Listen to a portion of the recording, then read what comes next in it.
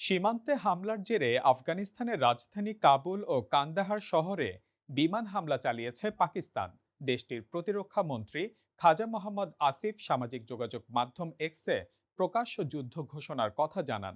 তিনি বলেন, কূটনৈতিক প্রচেষ্টা ব্যর্থ হওয়ায় পাকিস্তান সরাসরি সামরিক জবাব দিতে বাধ্য হয়েছে। এ তথ্য জানিয়েছে ব্রিটিশ সংবাদ মাধ্যম বিবিসি।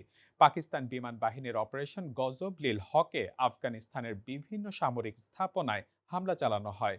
ইসলামাবাদের দাবি, এতে কমপক্ষে ১৩৩ আফগান সেনা নিহত ও ২ শতাধিক আহত হয়েছেন।